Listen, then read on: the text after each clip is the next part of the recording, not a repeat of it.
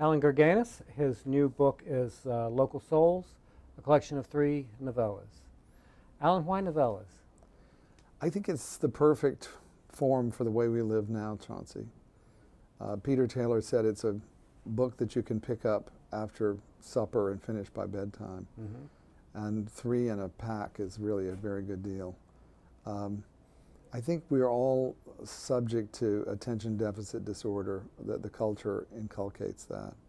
We feel that the more times we're interrupted in the course of a day, the more successful we are.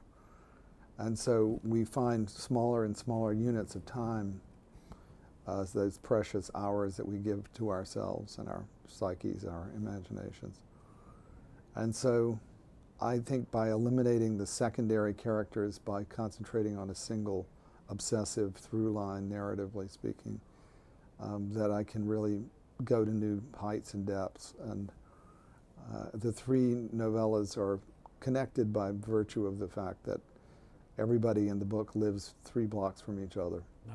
But the secrets in the novellas are kept very closely. You know, white people are terribly good at keeping secrets. I sometimes think that's what we're best at. And we've created a culture that makes that necessary. Part of the subject or the subtext of this book is small town life. That's right. Did you have that in mind, or did that just emerge as you wrote about these characters? I've written since 1989, when Oldest Living Confederate Widow came out. I've written about the same town, Falls, North Carolina, which is like the town I grew up in, like the town I live in now, and unlike those towns.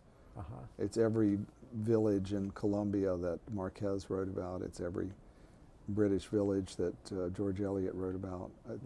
There's a psychology in a village that's a kind of organism in and of itself that interests me very, very much. A village can be extremely forgiving and utterly relentless, and sometimes at the same time. So I'm fascinated by that. We look at units. Numerology has always interested me. And the figure 30 for the definition of a community, 30 kids in a classroom. The average soap opera hires 30 actors to simulate Pleasantville or whatever the hell the name of the town is that they've made up. And there's something magical about that number.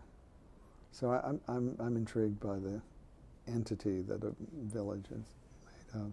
Do you mind being called a Southern writer? My books are in 16 languages.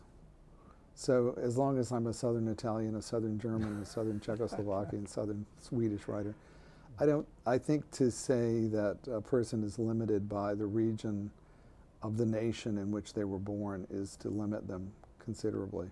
Though I would be crazy not to rejoice in having been born where I was born, when I was born. The town was 60% black, which meant that my parents were minority folks. The people who'd settled the town were still in charge of the town. Everybody was proud of their family, or wanted to be, at every single socioeconomic degree of the town. Everybody was aware of everybody else. The names are still the names that were there in the 1840s, literally the 7th, the 8th, 9th. And it was a magical place to grow up because there were so many certainties built on so many chasmic uncertainties that it made for a great, rich blend for a storyteller. So I'll answer to almost anything. I've been on a 35-city book tour, and the audiences in Portland, Oregon are the same size as the audiences in Atlanta. So I don't know if that's a roundabout answer, but it's a great why not? answer. Yeah. It's a great answer. Do you think maybe that the term Southern writer doesn't mean in the 21st century what it meant when Faulkner and Flannery O'Connor were at the top of their game? I think maybe it's changed, just as I think Southern accents have lessened. I still hear them. It's becoming a kind of class-determined accent. I live near Chapel Hill, which is infused with PhDs, has more PhDs per capita than any other town in the country. And the children of PhDs don't speak like Southerners, but the children of the mechanics who fix their cars do. It's a fascinating thing. That is interesting. So much has happened that is class determined in this culture, that where public education, public health are sources of shame now. That I think it's reflected in the regional biases. Allan, you've published 5 books so far. And sometimes it seems that you're a slow writer, because a lot of time will go between books. Are you a slow writer? I don't feel slow. I don't know if I sound slow or look slow. One is often the last to know. It's true that I'm 66 and I've only published 5 books, but to people who say that, I say, "Han, how many books have you published?" What I do is get up every morning at 6 and work until 2:30, and try to get better at what I'm attempting. I have this new book in the world now, and I have 2 other books that are nearly done. So for the 12 years I've disappeared, I've come up with a book every 3 or 4 years, which seems about normative. Yeah. I think you can have a baby every 11 months, but you probably shouldn't. I'd like to think of myself as sort of intellectual birth control for those other incontinent people who are dropping children by the roadside. Yeah. I think a lot of people publish too much because they can publish and because they found an editor who's sympathetic to what they do. They think that everything they write is equally good, and it's really not. I'd rather publish 10 books in a lifetime and have them all in print. All my books are always in print. None of my books has ever been a day out of print. And I take that as a testament that people are interested in reading them. I've read that some people think that the computer, the word processor, has increased the flow of writing because it takes the labor out of the actual putting the words on paper. I think there's something to that, and I think fiction often becomes much longer because the word processor makes it sort of painless to add a paragraph. When I started, I sound like an old timer, which I am fast becoming, even as we sit here.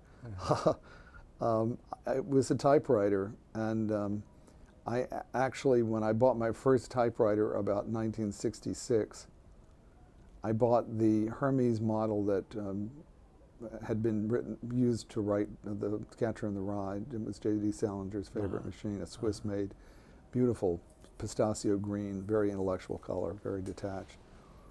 And I bought the portable the manual, because I was sure that there would be a nuclear war. I mean, this sounds like a joke, it's not. We were that certain that there would be a war with Russia, and that the power grid would be impeded, and that I could die of radiation poison writing extraordinary things in the woods somewhere. I mean, this sounds like ancient history, but it's not. I mean, it is recent enough so that I still have the typewriter. The benefit of that machine was that there was no spell check. There was no natural alignment. You had to do the whole thing yourself.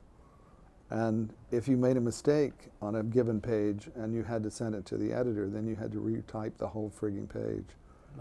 And you made sure when you marked that page that it was nothing extra. The bias of the machine made you want to be succinct instead of prolix, which is the case with the computer. Yes, that's true. So I think the tendency was to write shorter pieces. Allan, if you're going to sit down to read for pleasure, what are 3 books or 3 authors that you would reach for? I reread Middlemarch. George Eliot's book is the novel that I would most like to have written, I think. I love the first 150 pages of Great Expectations. Me too. Me too. I think it really tails off after that, doesn't it? It does. The coincidence level gets to be almost unbearable. And the sentimentality. Exactly. Yeah. I like the fact that Pip is Dickens' character who's most like himself, which means that he's a kid with tremendous disadvantages who takes advantage of every opportunity and lets people fall by the wayside as they may. He sells Joe down the river. which makes me love Pip more, not less.